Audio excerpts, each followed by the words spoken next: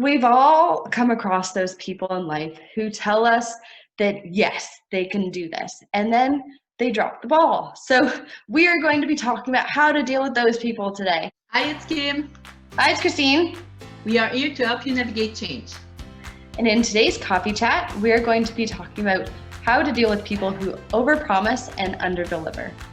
But before we start, please feel free to like, share, and subscribe so you're the first one to know when new video becomes available. So when somebody dropped the ball, make sure you talk to that person to understand why. Maybe the way you asked something wasn't understood the way you meant it. So make sure to always validate the information with that person. It might be resolved really quickly, or it might be something that for the future you both can learn out of. The second thing I want to talk about is the idea that we all have expectations for ourselves, and we all have expectations for how we want things to be. And it's important to look at ourselves and go, okay, is this a standard that's realistic for other people to uphold? Or is this just something that I am really, really passionate about, and like I just hold myself up to these standards, but it's not fair to hold other people to those standards. So really just ask yourself, are these standards realistic? And this is something that happens a lot when we coach people through relationship, friendship. Often the person will say, oh, well, you know what? If I'll do it by myself, it's going to be done properly. And this is coming often from being disappointed.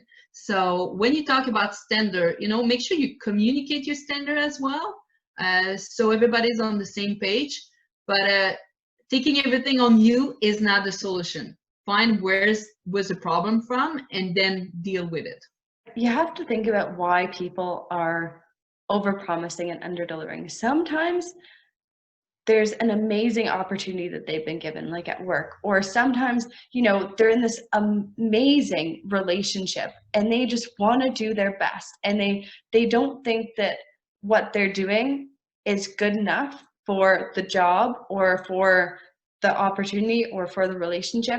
And so they feel this pressure inside to try to do more. But the reality is that with everything going on in life, they physically can't. Like maybe at work they're swamped, and yes, they want to take on that project, yes, they want to meet that deadline, yes, they want to push things forward, but it's not realistic. Or maybe in that relationship, they work maybe like 12 hours a day, and they really want to take you on that nice dinner, or they really want to do something really nice and special for you, and then it's too much and they can't handle it.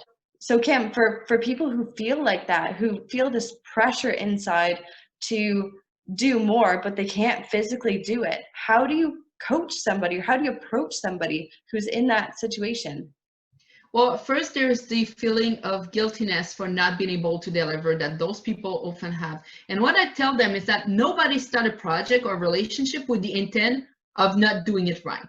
Nobody said, I'm so excited to start this relationship that I'm going to make sure it doesn't work. Nobody has the intent, right? So it's about knowing yourself, knowing your limit, and being okay with expressing your limit. So be realistic about what you can give, and not base your promises on making another person happy. Instead, base your promise on what you can do right now. Just let them know that if they do what they say they're going to do, that is so much more valuable than making those empty promises. So if you are that person that have promised something and you feel that you're not going to be able to deliver to the quality you were expecting to, reach out to that person early and tell them how you feel and where you are in the process. That person can either take some load out or help you and give you advice to make your job easier. And that's the biggest thing, right? Is people who are overpromising and underdelivering, if you can provide them with help, or you can say it's okay to ask for help, or how can I support you so that you can meet those deadlines or fulfill those obligations. Even if you're in a relationship and you have children and you notice that your spouse is kind of burning the candle at both ends, you can just say something as simple as, I noticed that you're really busy. How can I help?